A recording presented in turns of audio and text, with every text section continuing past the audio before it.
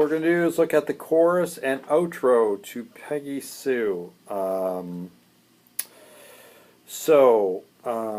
chords that we're going to use in Peggy Sue by Buddy Holly is an A chord.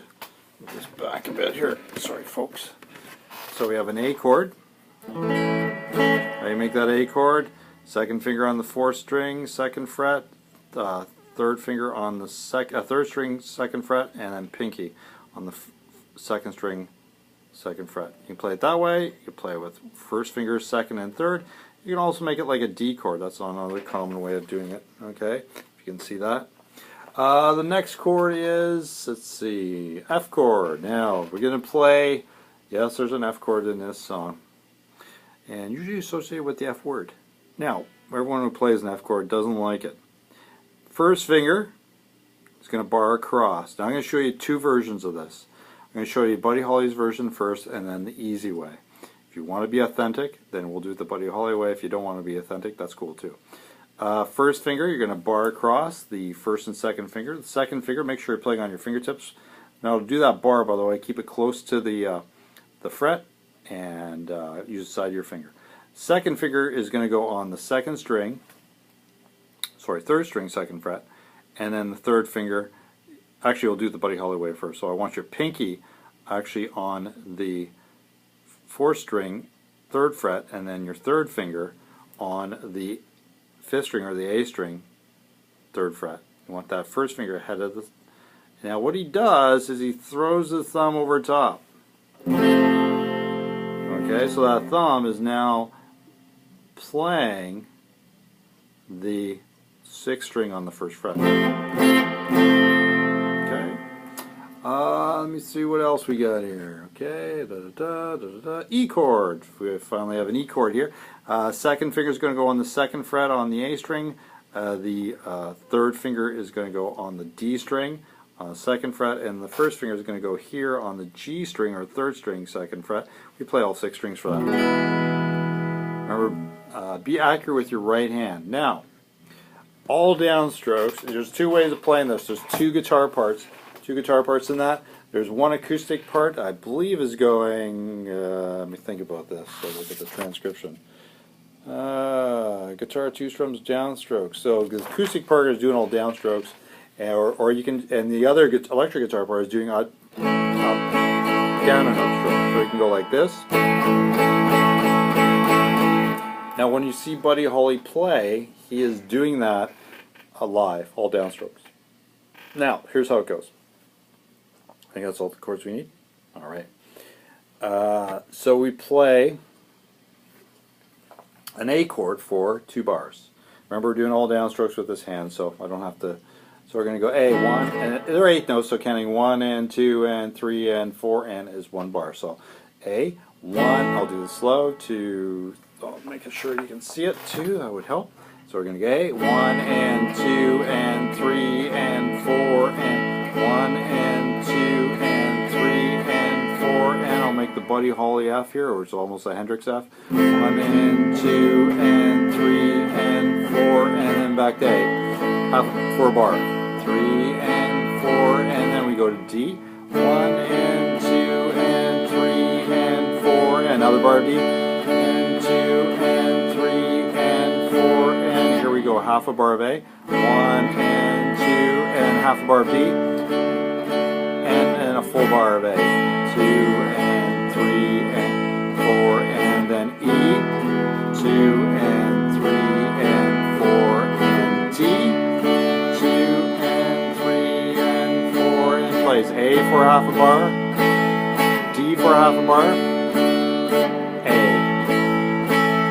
E. Alright, let's do that again, just get used to it. 2, 3, go. A, 1 and 2 and 3 and 4 and A again, and 2, 3 and 4 and F, 1 and 2 and 3 and 4 and A, and 2 and 3 and 4 and D, all down, and 3 and another bar of D, 1 and 2 and 3, 4 and back to A. Half a bar, D for half a bar, A, for a full bar, and E for a bar, 3 and 4, and D for a bar. Turn around and lick, A, 1 and 2 and D,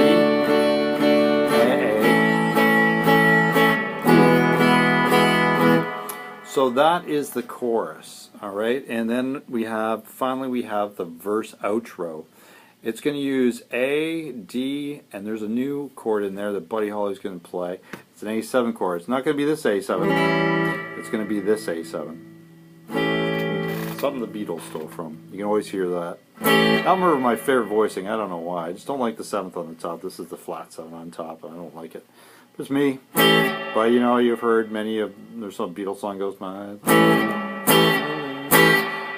So it's very, very common. Okay, now how we make that is we take our first finger, we bar these 4 strings, D, G, B, and E. Then you take your second finger and put it on the 3rd fret on the thinnest string. Some people will use the 3rd finger. Both are cool. Okay, you can do it that way. So that's basically that. That's the only new chord we have. Okay, so there's that A7. Remember, the A7, you're only playing 5 strings. Don't play all 6.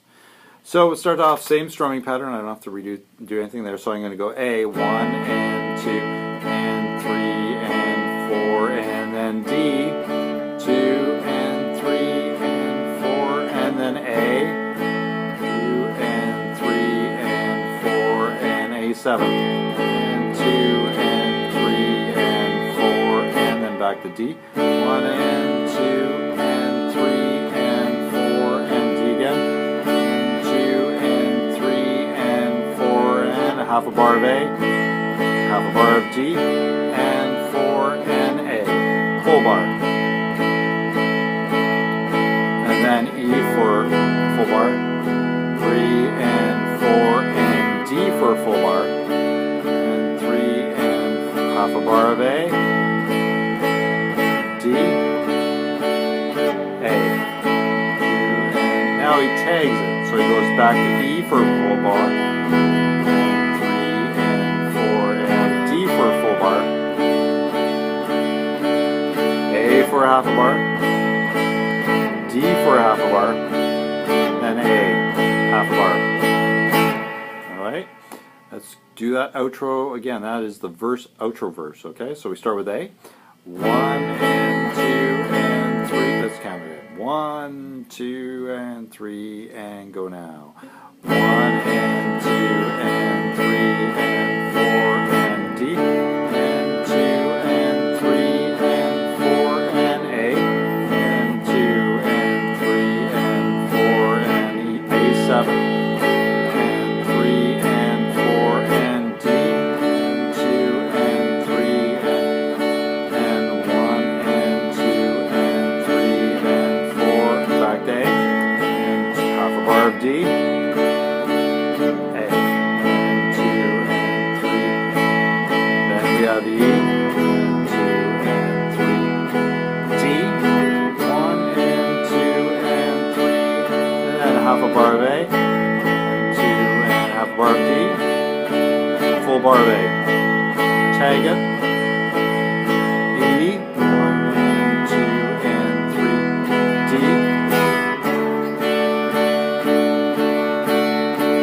A, D, half a bar. Okay, and that's basically that. Now one move I want to tell you about is if you watch him play it live, every time he goes to a D, not every time, but occasionally when he goes to a D chord, say if I take the verse and I go A, and 2 and 3 and 4. Now what he does is he takes the D and he plays it. You take that D and you move it down a half step and you slide into it. So that's on the end of 4. It's called an anticipation. I go 1 and 2 and 3 and 4 and 2 and now what I do is I go 1 to 4, that's and 1 and I start strumming on the end of 1. It's a bit difficult, but it's cool if you can get into it. If you get it, so he's going 1. I'll do it way slower. 1 and 2 and half step down.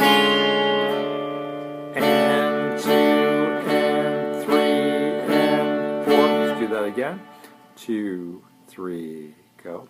1 and 2 and 3 and 4 and 1 and 2 and 3 and 4 and, okay, let's do it one more time. And you can throw that in if you go from A to D. 1 and 2 and 3 and 4 and 1 and 2 and 3 and 4. When you're playing that D, you play that D a half step down, which is now a D flat actually, and you slide it up, okay? But you don't play that, all right? And that's on the 1 of that bar. Very common in that era to do that, like, you know, you've heard, you know, Jailhouse Rock and stuff like that. So by going, okay, you want to keep it as you want to just, now what the secret is, when you do that, you keep the pressure on the neck, you press the fingers down and then move it up. If you lift your fingers up, you won't be able to do it.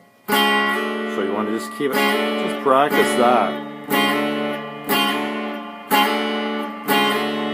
So just get used to it. Doing a slide is a new thing for you. You need to just practice that. One other thing, he uses a Stratocaster, a 1954 Strat Sunburst. Since I am using a Telecaster, but as far as I can tell, back pickup. All right. I believe he used a magnetone amp. Oh, by the way, keep your treble switch, your tone knob all the way up to get that tone. It's a Strat with the back pickup on. They only use 3-way switches, so there's no 5-way switches back in the day. And I don't think too many people did it. Maybe Roland James had it wired like that. He played a magnetone. Make sure the treble's pretty cranked. Those days they played it really trebly because of taping and stuff. They found it was too muffled, so everything was very trebly. Nowadays, with HD and stuff like that, you wouldn't want it that.